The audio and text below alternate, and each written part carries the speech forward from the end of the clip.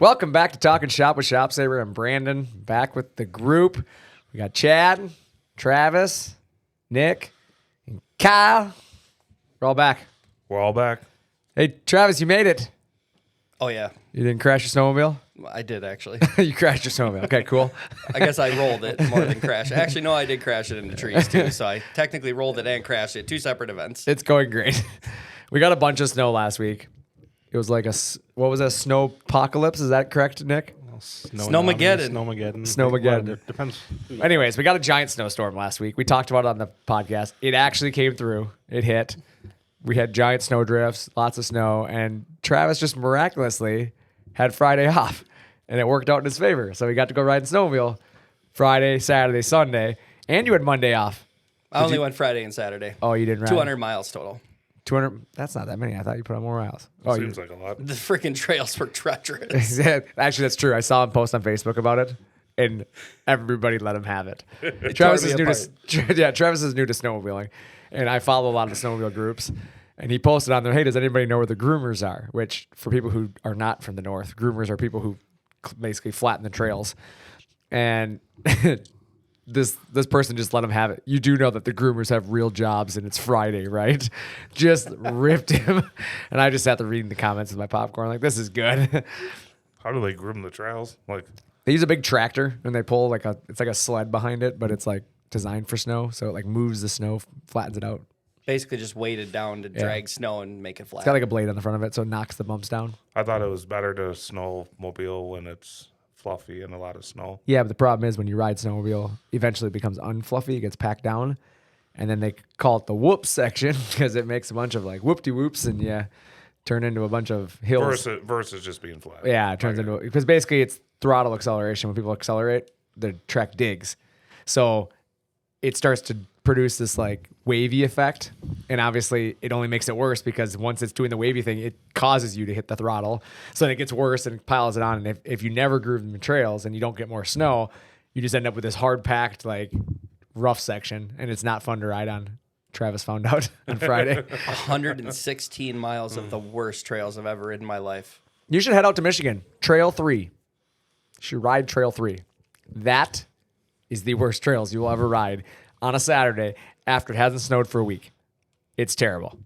If I throw a paddle track on, I'll go. But my track No, is, you don't want to go a paddle track on I'm a Trail 3. trail princess. That's what Trail 3 is. It's a Sounds straight like you need to become a groomer.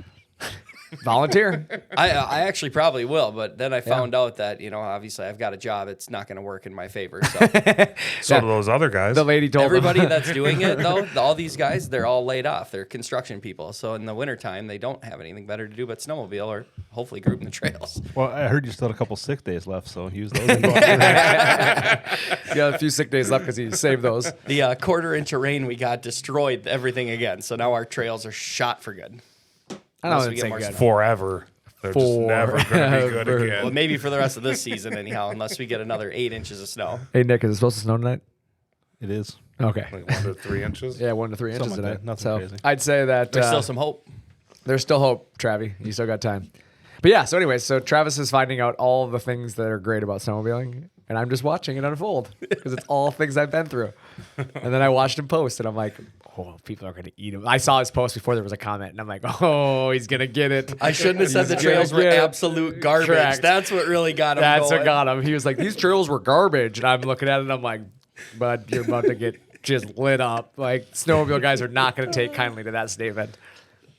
But, I mean, he's not wrong. They probably were garbage. That's what happens. But I promise you, the groomer doesn't need to be told. Like, he knows the trails are garbage. He's just not out there yet. So it's one of those deals. But, yeah, so you made it. Yeah. You enjoyed a couple days off. Yeah. It's good. Now we're back at it, crushing it. Recharged. We're ready to do it again. Recharged. I like it. What about you, Nick? Anything fun this last weekend? Saturday, Natalie and I went out to dinner and kind of hung out. We were kid-free for Saturday night, so... What? No Yeah. kids? Yeah, they went and hung out with Grandma and Grandpa for a night, so... Lucky. You want to take my kinda kids? ended- Does their grandma and grandpa want to borrow my kids? I'm sure they wouldn't be opposed. Sweet. In. No kids. That's cool. Did you guys do anything fun, though? We went out and had dinner and then hung out. Just hung out? Yeah, nothing, That's cool. Nothing crazy. We're too old for that. Did you go mini golfing? We did not actually. Oh, you went last weekend. That was pretty cool. Was it last Yeah. weekend that you went mini golfing? Might have been a couple weekends. Couple ago. weekends They all ago. kind of run together. They all at run this together. He point. does so many fun things. Nick's like the most fun dad ever. Like my kids are like at home, like, Dad, we should go do something. I'm like, just look on Facebook, watch Nick's family have fun. I thought you spent all weekend at the hockey rink. Oh my God, dude. We had 8 The games. full season. Yeah. We had 8 games over a 24-hour period of time. It was ridiculous. And my boys went 6-2 between the two of them. So pretty good. we lost 2 games. One of them we lost by like 1 goal with 2 minutes to go. Heartbreaker. Really good game. A lot of back and forth. The other one, my kid, Ethan, my youngest, got slaughtered by a bunch of girls that were a foot taller than him. It's a whole girl team. It won't be the All last girl time team. that Were they all happens. older? Or what? All, I don't know. They were giant. Like 10-year-old girls versus 6-year-old I think they were. boys? They had to have been. I don't know. They had an all girls team, and they walked onto the ice apparently, and they came out to the Minnesota Wild theme song or something. I don't know. I wasn't there, thankfully. I didn't have to watch it happen. But all I know is my son scored a bunch of goals in that game. He scored 4 goals in that game, which there was no goalies. So for the record, I'm not going to act like he was sniping corners. Okay, there was no goalies, but There was a cone. there's a cone. There was a cone for sure. Actually, It's an obstruction. there was an obstruction. My son scored 4 goals. The other team scored 44, I think. Like, it was ridiculous. Like, they got slaughtered is what I was told. My son even told me that. My son came up to me after I saw him. I got to the rink after the other son's game. And, of course, my son, my oldest, goes, "Hey, Ethan, how'd your game go?" And he goes, "Terrible." And I'm like, "Oh, what happened, buddy?" He's like, "A bunch of girls beat us." I was like, "Oh, well, girls are good at hockey too, buddy." He's like, "They were tall." They were tall. I'm like, well, at least he's honest. They had big hands. Well, they put the smackdown on the boys. So that was their only loss. So if they're gonna lose, go out in style, right? My oldest boy though killed it this week. He was awesome. He got a hat trick in his first game. Cool thing. Mom and Dad missed that, so that was super awesome. His first hat trick ever. We missed. Would you have thrown your hat down on the rink? No, I would have told him to get 4. We were like, you should have gotten 4. But he got it at the end. I was pretty proud of him. And at this age, they don't throw hats on the ice. It's just like, not really like, it's kind of frowned upon. I would do it. Yeah, it's kind of frowned upon. You don't want And to I do say, that. throw it back. Hey, speaking of which, I need the hat back. But yeah, it was pretty cool for him. And then he played goalie in game 3 and he won that game. So that was pretty cool. So he had a good weekend. He had a lot of fun. And now we got 3 hours of hockey tonight after work. Sweet. Jeez. Yeah. What about you, Chad? Do anything fun this weekend? Not hockey. You did not hockey this weekend. Okay, cool. I went to the simulator and swung a little bit and just took it easy, getting ready for spring. You know, I don't want to blow out the old knee this year. The Live Tour. Getting ready for the Live Tour. I was gonna say you didn't partake in the first event on the Live Tour down in Mexico this weekend. No, I watched some of it on TV. It was all right. Is it okay if you go to the tee boxes? Can I come watch you golf this summer and just stand at the tee boxes and behind you, and right when you get ready to swing, if I just go, would that work for you? I mean, you could do it. It's probably not going to work for you. Like, Chad, you got this. You got this, buddy. You might have a driver coming at you at 60 miles an hour. In the putter throw. Oh, that's good. You ever watch Happy Gilmore? Oh, of course. I love that movie. Solid Yeah. movie. Anyways, I know last week we talked a little bit about doing what you enjoy for work. And I think we all kind of enjoy what we do here. We're having a good time. But I thought today we should talk a little bit about, new equipment versus used equipment. Kind of the economy, the way it's trended a little bit over the last year has kind of trended towards the shift in buyers' thoughts. I think when things were really good, people were buying new equipment without even thinking about it because, obviously to them it was an easy decision. But as things kind of trend the other way, people are getting a little bit more frugal. Is that what we want to say? Frugal? I think that's a good word. We'll say they're getting frugal right now. They tend to lean a little bit more towards used because the prices are lower. And it's one of those things I think it grabs everybody's attention. When you're thinking about buying something, you're like, hey, can I find it used? And you start to think about it, and it's like you're not buying a toaster here. These things are not just throwaway items that hey, I'll buy somebody's used toaster, and if it fails, I'm going to buy a new one. Like that mentality in a piece of equipment can really lead to a series of bad events. It's more to me than just the equipment you've bought, but it's the service support, the things that come along with buying a piece of equipment. And, this episode to me fits the time of the world right now. You know, it's a lot of people are getting the idea that it might be better to buy quote unquote good used equipment, right? And you know, when you think about it, it's like that, it's either that versus buying something new, right? And I think we need to talk about why this might be one of those biggest mistakes people can make right now in their business. You know, but before we get started, I guess, what's your guys' opinion? I mean, what do you guys think about new versus used? I think that you're right that a lot more people are looking used with everything going on in the world. But the other thing, the flip side, it's almost like used cars where the prices of some of these machines have gone so ridiculously high that buying used, you're buying an inflated price on a machine that's not worth it. Yeah, I agree with that. I mean, I think the used pricing on anything right now, cars, trucks, High. everything. I mean, the cost of goods in general are up, right? New prices are up too. But I feel like your value on used really has fallen because you're paying for equipment at prices that some of these people didn't even pay for the equipment. Right. Like they used it for 2 years. They used all the good out of it, right? The warranty, the support, everything that came with it. And now they're turning around and selling it to you for the same price they paid. After they completed jobs, made money with the machine, and you're buying it for, the same exact price. Is crazy to me. Yeah, and in their mind, they think they're saving money because it's not the price of a new machine right now. But they don't realize how much they gave up. Yeah, you're not getting the technology of the new machine. Correct. Machines that were built 2 years ago aren't, the electronics on them aren't the same. Things are constantly changing, upgrading, and getting better. Yeah, and I mean, that's anything, though. It's not even just, we talk about CNC equipment because that's what we do. But I mean, you buy a skidster. Like, think about that, like what people are getting for those. And you buy a Super Duty pickup truck right now. The market there's not enough supply out there right now for a lot of items. And so the used market knows that.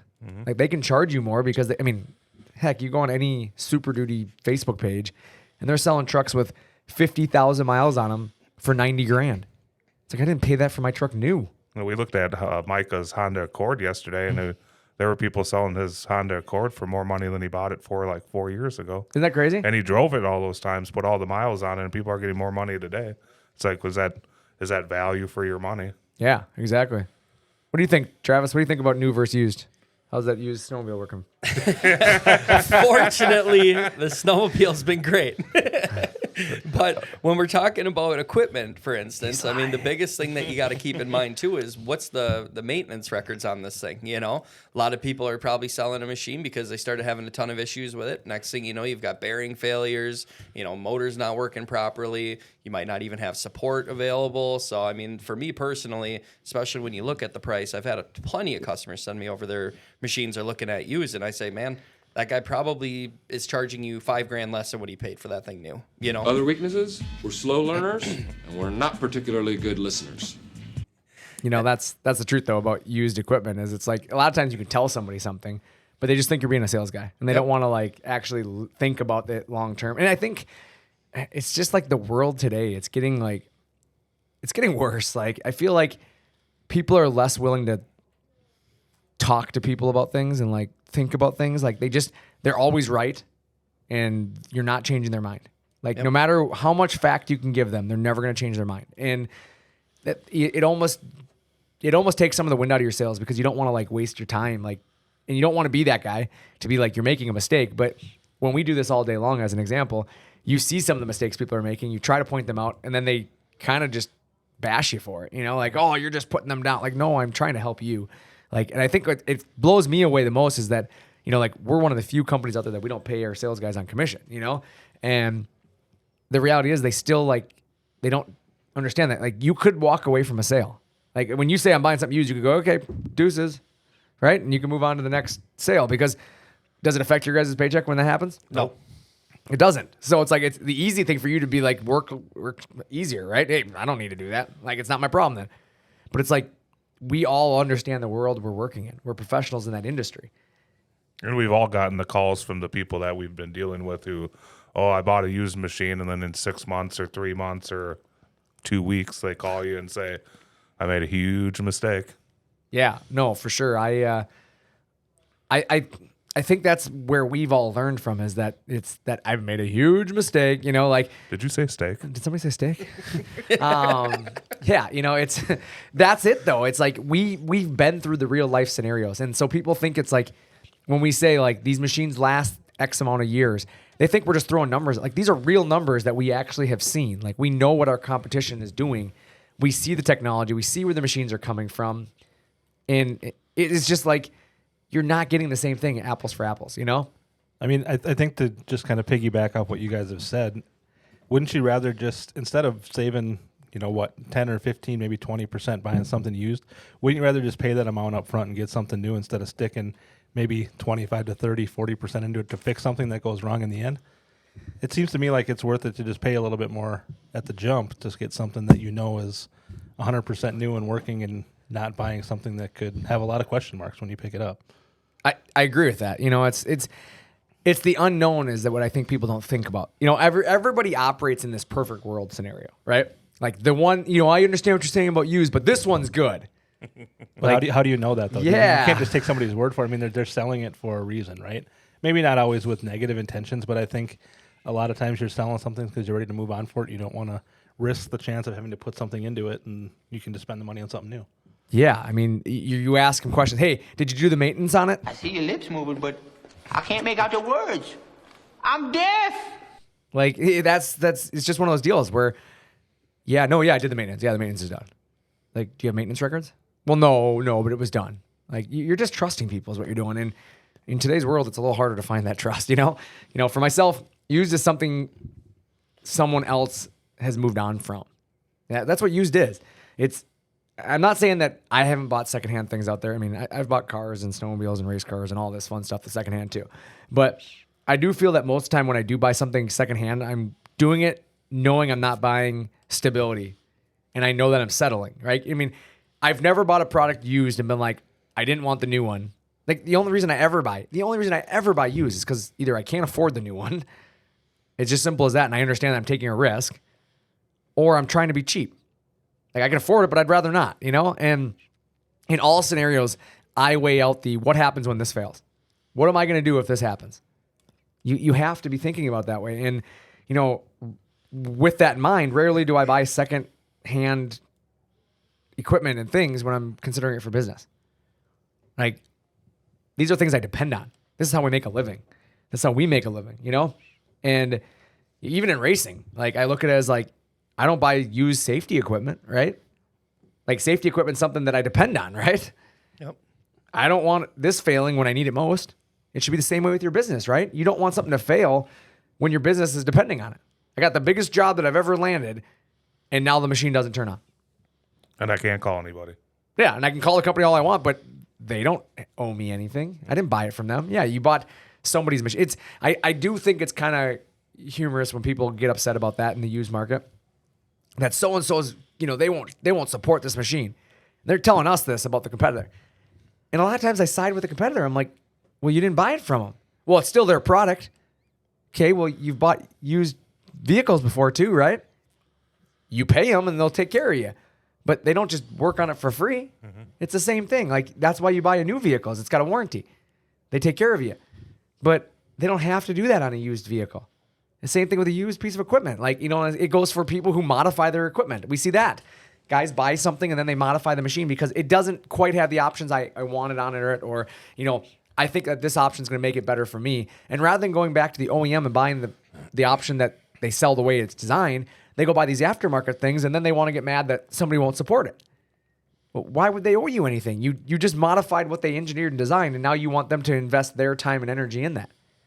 That's why you buy new. It's so you have that support and that care. When you modify something or buy something used you're doing it with the intention of, I'm going to support myself. Be like buying a new truck and replacing the exhaust or lifting it, changing the suspension. They're not going to warranty the truck anymore. Yeah. You've changed it from how it was from the factory, so we're not going to say that it's going to work the way we say it's designed. And I think that's a good point of it, because you do see that. Like guys put lift kits in their trucks and then the transmission goes out. And then they don't warranty the transmission. And they're like, well, the lift kit doesn't affect the transmission. Yeah, it does. You change the pinion angles. Like all the pinion angles and your differentials are different now. So you're changing the torque ratio. You're changing things. Like people don't realize that. And the same thing with equipment. When people modify things, and that's what you have to think about. When you're buying something used, if somebody else modified it and then you have a failure, you're the one out. And now you don't even have something that is technically stock.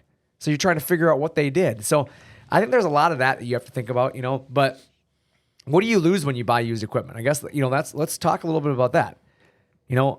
Peace of mind, that's what comes to mind for me. Everything we've talked about here today is kind of, you lose that peace of mind, and when you buy something used, in my opinion, you aren't buying something someone else, you are buying something that someone else deemed unusable or unnecessary to them now, right? I mean, is that generally why people move on from equipment, is they don't need it anymore, right? Mm-hmm. What's the reason they moved on from it? Whether was it starting to give them trouble?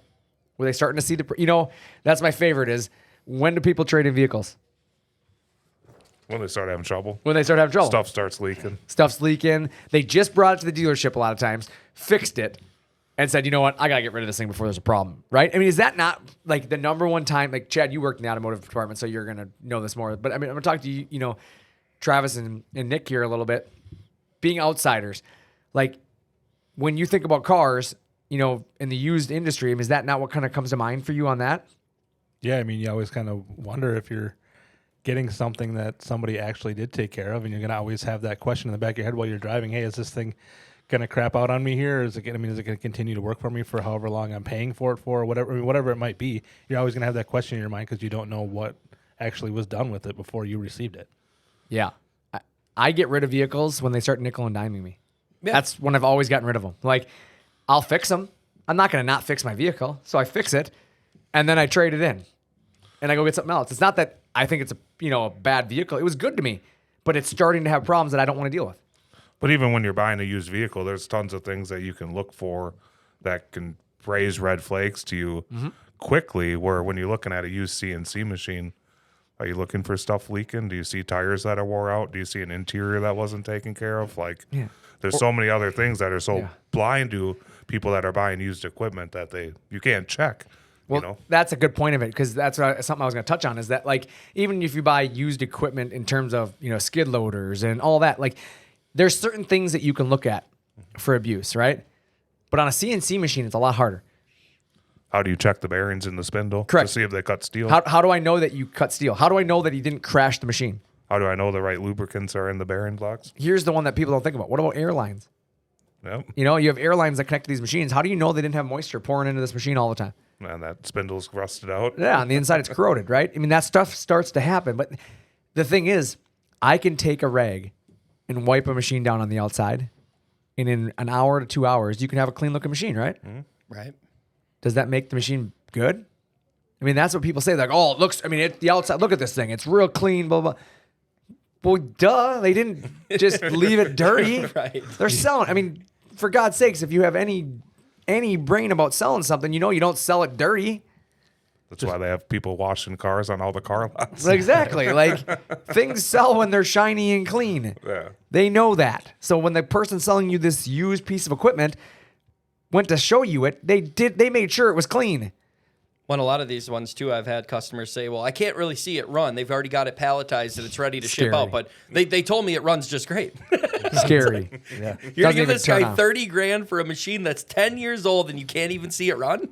Yeah, I don't know. So the easy answer here is dependability, right? You lose that. You can't depend on something you don't know the history of, in my opinion. How many people sell you things saying low hours, gently used, etc., right? We've all seen the ads. Everybody that's selling something. Every snowmobile Travis has ever bought was gently used and wife ridden. Every one of them. It'd be like buying a car from Enterprise Car Rental. Yeah. Like, how many people do you think drove those cars the speed limit and didn't beat on them and Bro, cared about the car's longevity? Put my grandma in a rental car and she's Mario Andretti. Like, she don't care. She's out there doing burnouts in the back parking lot. Give me one with the insurance, and I'm sure not going to be taking it easy on it. Dude, never buy a rental car Ben Rugg has driven. I'm going to tell you that much right now. He walks into the car rental place and he always says, I'll take the insurance, please.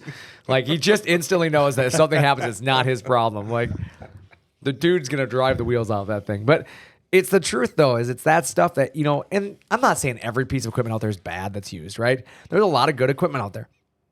But know what you're buying. Like, there's not a lot of companies that have the support after the fact like we do. Even ShopSaver, like, we do a lot more after the fact to help our customers than the average company does.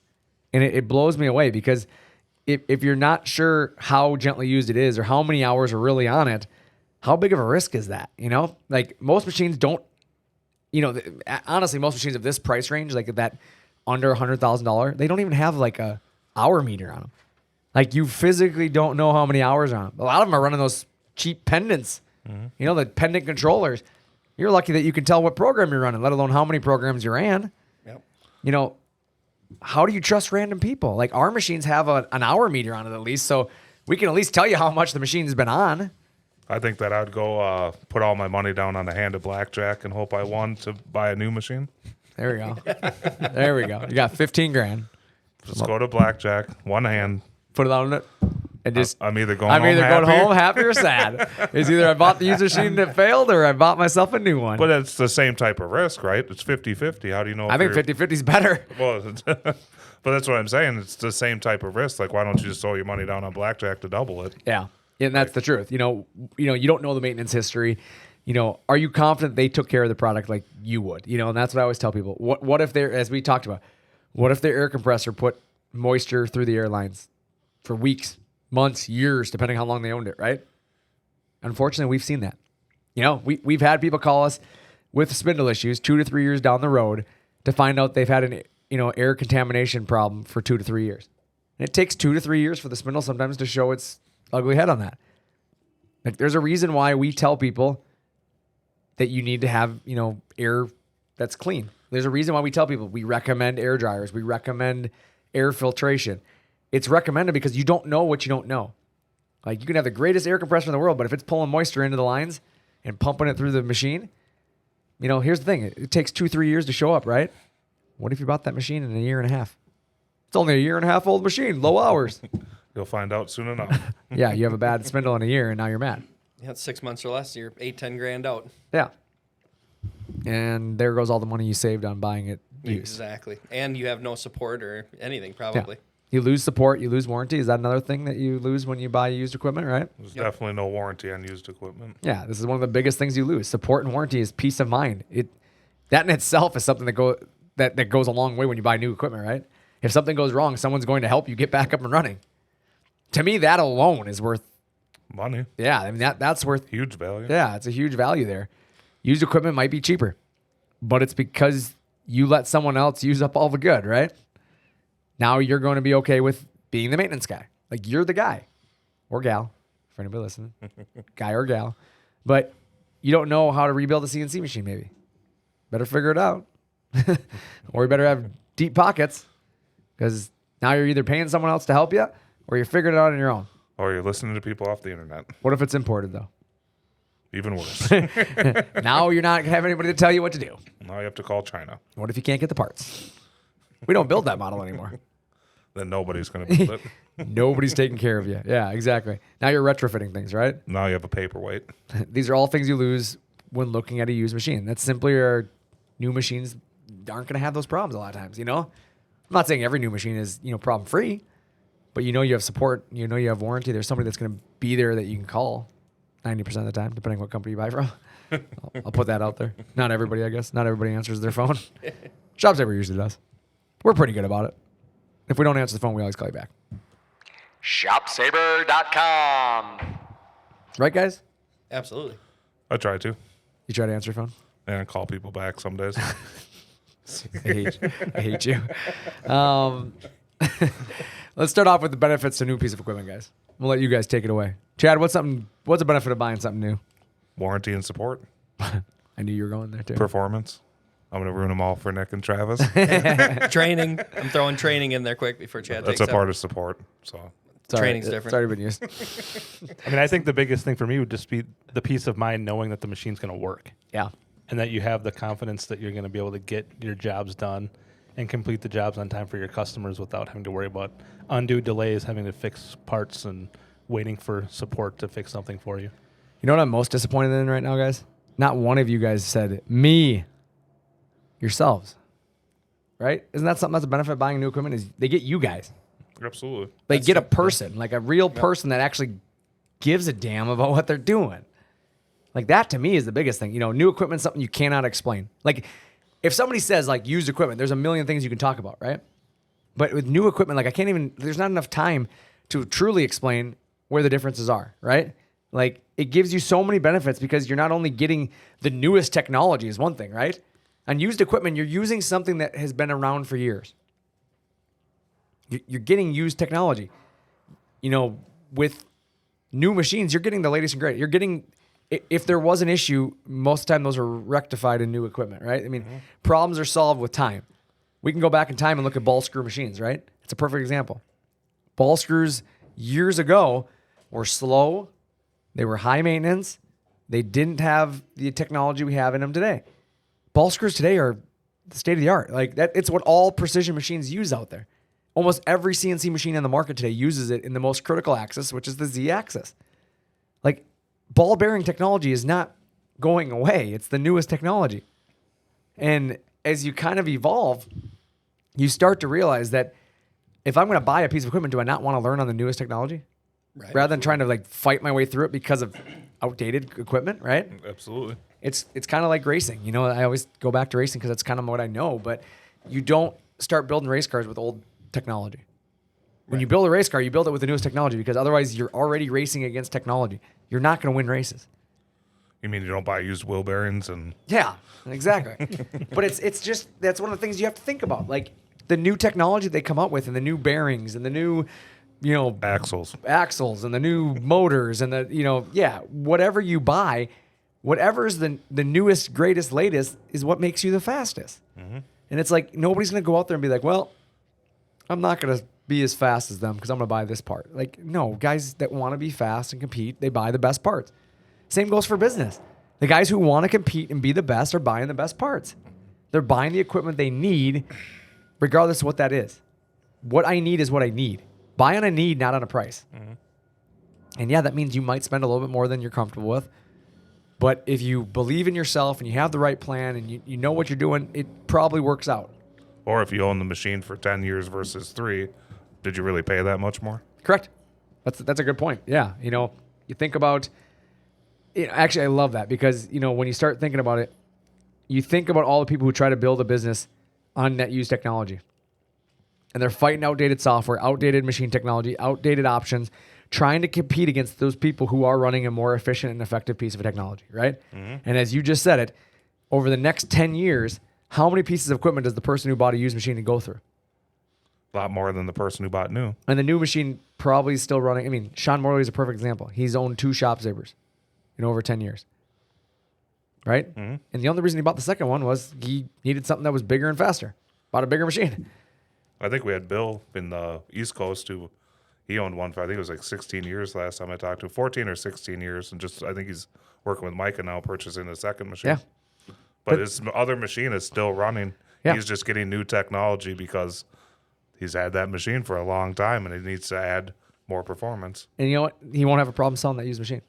Exactly. He's going to sell it, and somebody else is going to start with a 16-year-old machine. And then they're trying to compete against Bill, who's now got 16 years newer technology, right? Like, it's going to be a difference. There's a reason why Bill's moving on to it, right? It's the technology. He wants to upgrade. And you have to start thinking about that, you know? You don't want to fight that outdated technology and everything you're dealing with. You know, you want to be more efficient. And, you know, imagine trying to be the guy pricing out a kitchen with a manual tool change versus a guy who's got an auto tool changer. Who's going to be more efficient? Auto tool change. Yeah. I mean, the guy with the auto tool changer isn't going to spend as much money. He spent more up front maybe, but what takes him 5 to 6 minutes to cut out, right, might take the other guy 20.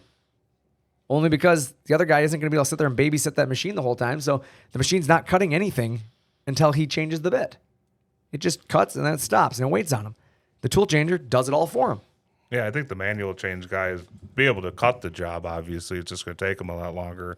Where the auto tool changer guy could finish that job, bid the next job, finish that, and be on to the next one before manual change is done with the first one. Well, I've always said that. You know, if you're going to buy a CNC machine, you're going to be ahead of the guy cutting it by hand. The guy cutting it by hand it's going to take him an hour to cut a sheet of material out, right, and to build a cabinet the way it's going to be. A guy with a manual tool change might do it in 20 minutes. If he's really focused, he can probably do it in much less. But that's him sitting there staring at a machine waiting. Okay, well, now you're babysitting a CNC machine. Yeah, nobody's going to do that. Yeah, nobody's going to do that. So instead, you go with the auto tool changer, and now it's like hiring an employee, is it not? Oh, yeah. I've hit go, I walk away, the machine's going to keep doing its thing until that's done. So in 5 to 6 minutes, the whole thing is cut, sitting there on the machine ready for me to assemble it. how much more efficient can I be in my shop? Well, I have a lot more time here to go do, as you said, other things. I can that- hammer out those sheets. Sounds like it'd be 4 times more efficient than the manual change guy. Yeah, I mean, roughly, rough numbers. Obviously, yeah, it's. I don't know. To me, it's just that's why I look at when you bought a used machine and you may have saved, you saved 10 grand, but it didn't have the tool changer. So now you're gonna have to add the tool changer. Well, there's your 10 grand, and you still don't have warranty or support. It's just So that issue that happens is going to take you longer to get resolved. yeah. And then imagine trying to be the guy, like I said, pricing against that. Like you have to charge more because it took you longer, right? Mm-hmm. So the margin you're working on is so much less than the guy with the new machine. And so now the new machine is not only doing it faster, but making him more money. And allowing them to do more jobs within a year. Yeah, machine essentially pays for themselves. Typically I always tell people that machines pay for themselves. Typically, it's just a matter of if you have the work. I can't. If you're not a good businessman, I can't help you there. But if you have the work and you're doing things for customers, like the machine's just going to assist you in that. And this means you get what you need up front, and it pays itself off, right? Fighting a piece of technology is the worst mistake I think people can make in business. When you fight the technology you bought, you literally are handcuffing your business. 100%. Isn't that where the buy your second machine the first time came from? Absolutely. Yeah. It's because people buy equipment on a budget and they find out really quick that they made a mistake. And after they've made that mistake, your only option is to sell that piece of equipment and move on. So rather than buying a second machine, just buy that machine the first time, and you don't have to deal with the headaches of moving equipment in and relearning stuff and all the other stuff that happens when you buy a used piece of equipment versus new. So with new, you get one learning curve, right? You're learning it once. And you have the support to help you. And, again, like I said, that buy your second machine the first time. Do you think that slogan came out by mistake? No. Yeah, it was something like, it was in 2011 when we were seeing all these people buying cheap machines and replacing them because they realized that their mistakes were costing them more money. And we've all seen, we all remember when the economy did what it did back in, the 2010 era. And people tried to go buy used equipment, buy Chinese equipment, buy, import stuff. And that was the answer. That was the savior. We're all getting CNC equipment from overseas. That was going to be the answer. Like, oh, trust me. I remember the first wave of, oh my God, I heard it from everybody. Like it's going to change the market. We're never going to build anything in the U.S. anymore. Well, I'm on year 24 now. Seems to be working. Seems to be getting better. Yeah. That's the thing is people are seeing what really comes from overseas. Mm-hmm. And used isn't always better. Maybe 1 out of 10 might be a good deal. But you found a needle in a haystack, essentially. Mm-hmm. But the other 9 are polished turds. That's how I feel about it.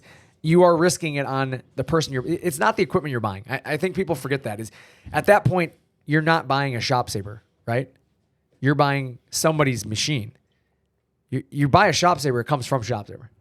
Once you buy a Shop Saver in somebody else's shop, yeah, it's our technology, but it's somebody else's maintenance plan. It's what they've made it into. Correct. It's what they've used it for. Did they crash it? Think about that for a second. How good was their operator? That's what you're buying. You're buying their ability to judge the right person to run that machine and to take care of that machine. And who knows what that person may have done to it that they don't know about. Yeah. What consequences, right? Yeah. Consider the consequences there. Like you said, how many employees probably hide things from their boss? Travis. Just kidding. You would definitely catch me. I'm a very bad liar. It's true. He's very bad at lying. But no, when you think about that, I think we have a pretty open relationship here. I feel like I do. I don't have to worry about catching things too often. I'm fortunate enough. We have a lot of people that just come to me like, hey, I made a mistake. This is what happened. And then we just own it, right? But I feel like it's a two-way street there because when you do it, I'm just like, hey, we learned from it. I'm not one of those guys that's just going to start screaming, yelling, and, fire people because of it. People make mistakes. It happens. But imagine working for a place that's not like that. What's the employees going to do? They're going to hide things, are they not? Right.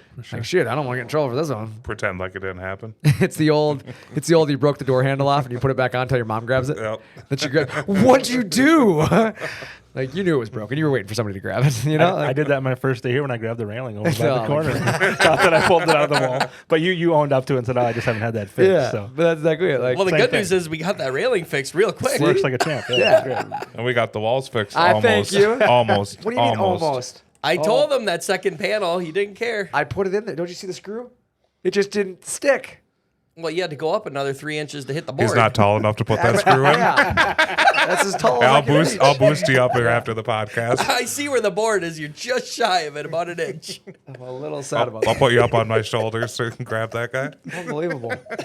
Well, I did 98% of the job, guys. Just for the record, this is a job Travis told me he was going to do. Travis told me this job would be done after that one podcast. I ended up doing it while he was on vacation riding snowmobiles. If you would have just paid me, it would have been done right the first time. See what happens when you buy used? Oh. But, that's the point, is that people do hide things. And if the boss doesn't even know it got crashed ever, they don't know that there's cracked bearings inside it. They don't know that something happened. They don't know that there could be a problem. And then, 3 months down the road after you running it and you start cutting something harder than they are, and that bearing lets go. Or they're milling some steel plates or something they never told you about. Mm-hmm. Things that the machine's not designed for. Yeah, I mean, there's that. I think that's one of the things that gets missed too. Is sales guys. Some sales guys will say anything, right? They're going to tell you, "Oh yeah, you can cut steel, no problem," because they don't care. They're the sales guy. But we tell people that we don't recommend cutting steel. Like, it's not something we warranty against, and it's because with steel, I mean, with really any material, you need the material you're cutting needs to be lighter than the material you're cutting it with. Generally that's how you're going to cut something. And if the bearings that you're using inside the spindles themselves are lighter weight, there's a high probability you're going to wear those out. You're going to break them. And you might not see it right away, but it's over years of prolonged, abuse on it that stuff happens. And that's where I think people are missed. Like, can it cut it? Absolutely. Like, can you cut steel with your shop saber day one? Absolutely, you could. Is it going to last till 10 years? Absolutely not. Like, it's not going to do it. Like, we have plenty of people who have openly bought our equipment and they do cut things that we tell them straight up, do not cut. And it cuts.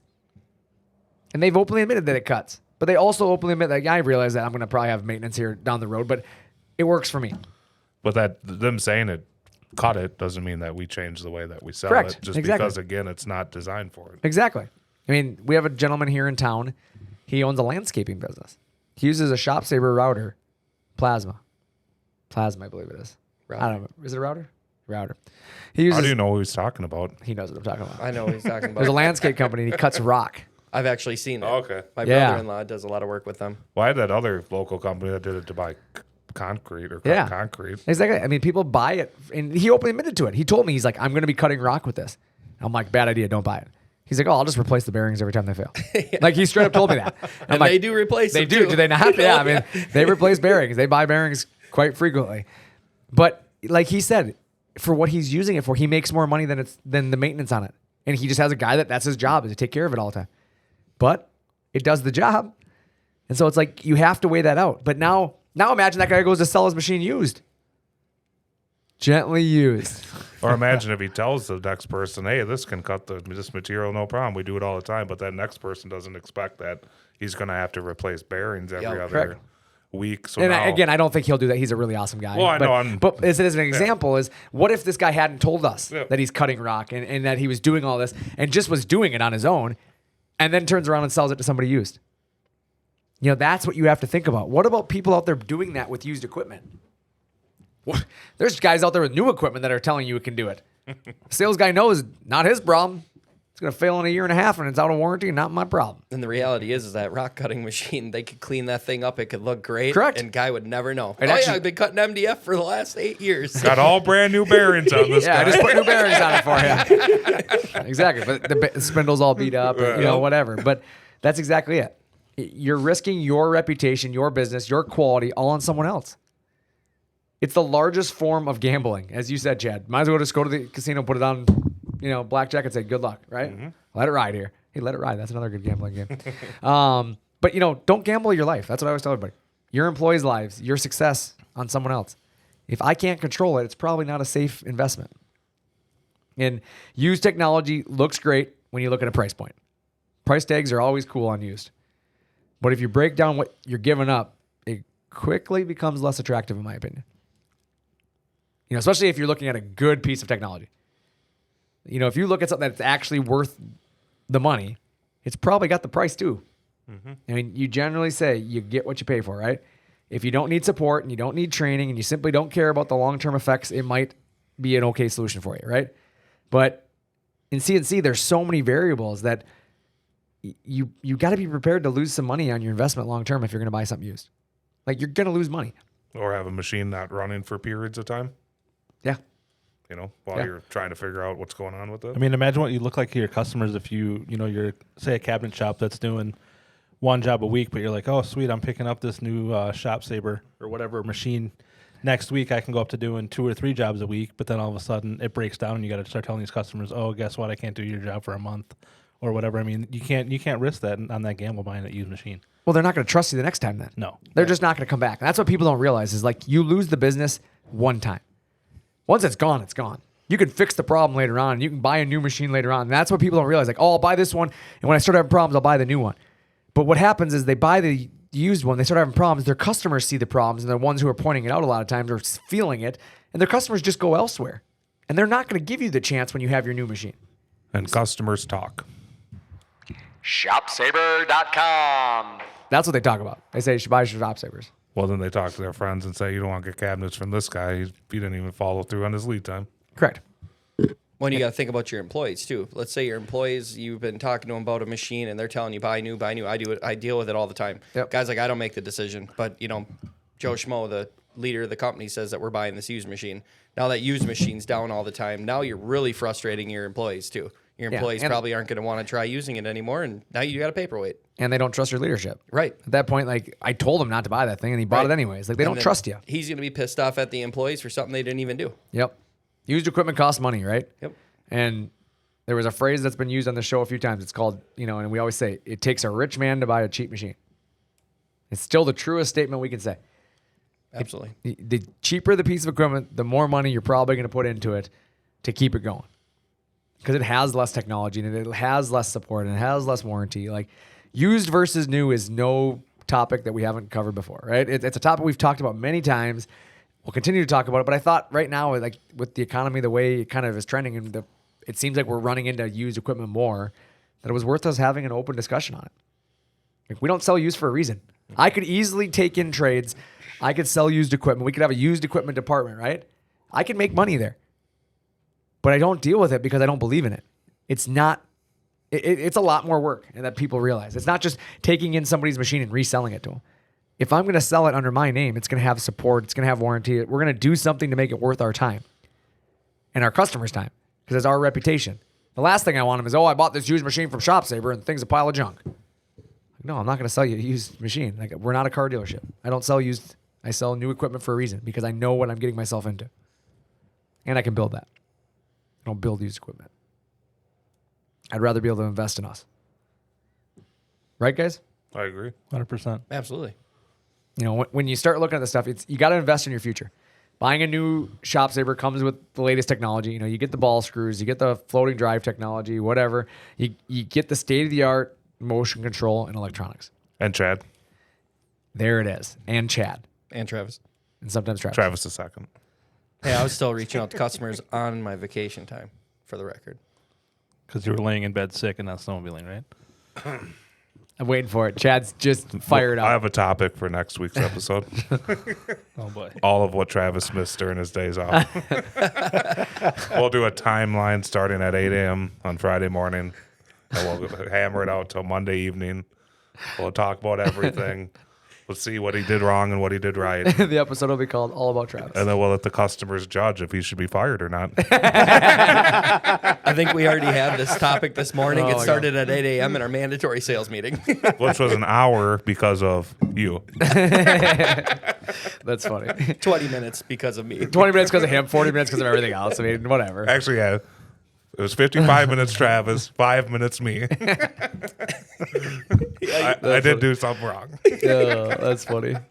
No, but honestly, I mean, we have that, about our team that's really good is that, we back our product. And it's like you said, Chad, you come with that. Travis, you come with that. Like, right, when you sell somebody a piece of equipment, if they call you back after the fact, you guys at least can get them to the right people or help them get the answers they need. Exactly. And if they're having an issue, it means something to me. I want to get it resolved, Yeah. How many people don't care? Exactly. Like, you buy a used piece of equipment, Are you calling the guy you bought it from to say, hey, I'm having problems with it? What's he going to do? Right. He doesn't even know. He's going to go snowmobiling with you is what he's going to do. They're going to say you'll have to submit a ticket through our website. Somebody will get in touch with you at some time. Yeah, but even that, like exactly, you bought it used. The company who you bought it from doesn't care. Oh, And the company that actually built the machine doesn't know who the heck you are. There's no, rapport there. So they're going to look at it as like, who the heck is this guy? Like, we didn't make any money on this guy. Who are they going to go to first? They're going to go to the guy that spends money with them. Especially these other companies that have traveling service guys and tech guys. And those guys are also paid commission to sell new equipment. So they're going to talk to the people that they know are buyers. People who have helped them, help them make money. They're going to go to those companies. So the guy who bought a used machine has spent zero money with them and now needs help. It's probably low on their totem pole. be towards the bottom. Yeah. So like companies like us, though, we don't have those guys. Those guys don't exist here, right? So we have no reason for our support team doesn't care. Our support team doesn't care who you are. They're going to try to take care of you. Obviously, there's support plans and things like that they're going to encourage you to have. But like from a sales standpoint, you guys, if you sold them the machine, you're going to answer your phone and try to take care of them because you're hoping that they're going to tell their friends to buy one. Absolutely. There's an advantage. And I've even had, customers that bought our used Shop Saver machines that'll call me after the fact, and I'll still answer questions for them because I'm not a horrible person. Yeah. The support's better here. Yep. It's simple as that. I've even had it happen before too, where they're like, "Oh, I know I bought an older used machine, but now it got my feet wet. I'm ready to buy another one." So at least you know that they're understanding Shop Saver's a good brand, and it gets you to come back again anyhow. Another Shop Saver. Who doesn't like buying more Shop Savers? But yeah, I mean, that's the truth. Our support's better. Our technology's better. Like, we build a better machine. Like, we've had customers call us up. Oh, so-and-so's machine is $3,000 cheaper than you. That's it? Should be $6,000 less. And they're like, well, I want you to match their price. Well, they don't build the same machine as I do. I'm not matching their price. Like, it's like a used piece of equipment. I'm not going to match technology that can't stack up against me. If you want cheap, buy cheap. Yep.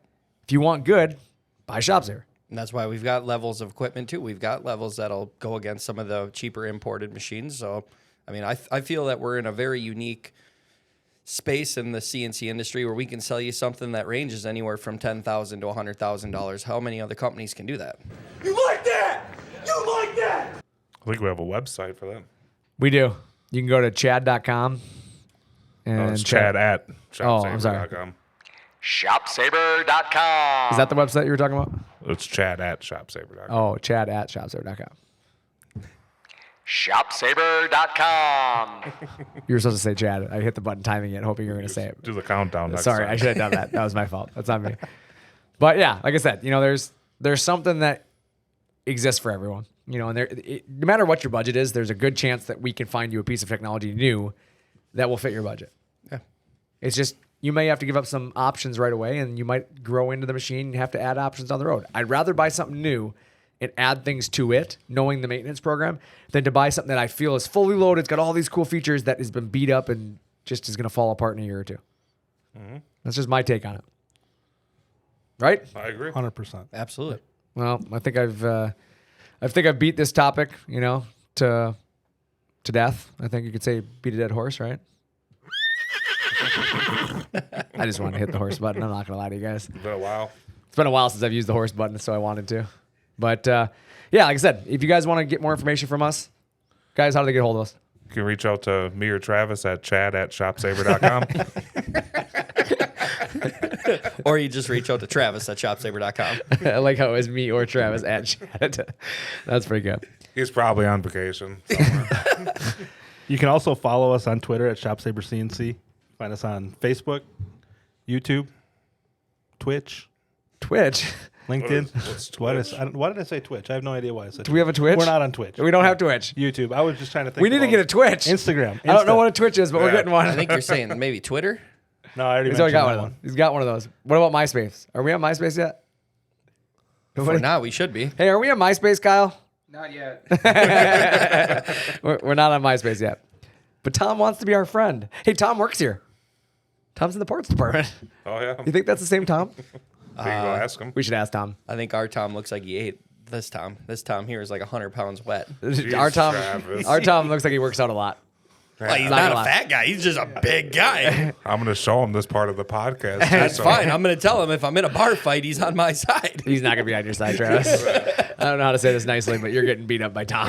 Especially when he gets off that Yamaha in front of the bar. Oh yeah, yeah. Tom would pick the Yamaha and Travis up together. For the record, you guys, I saw a record amount of Yamahas on the trail this Yeah, weekend. because you were on Yamaha Central, Oh, man. Every time I see him, I'm like, Deuces, what's up, man? Try to give him the peace sign. and they just rode by because they were going something. Ring. No, they just watched me roll my sled. They're like, we do not want to talk to that guy. Why is he sitting backwards on it? Oh, new to snowmobiling is pretty fun. But yeah, like I said, it's one of those things where, there's a lot of decisions to be made in the world today. Don't make the wrong one when it comes to your business. You got to think about what you're going to do to be better for the future. So hopefully with that, you guys will give us a call. And with that, I'm Brandon. I'm Chad. I'm Travis. I'm Nick. Kyle, you hit her. I'm still here. I'm Kyle. Thanks for talking shop with Shop Saver.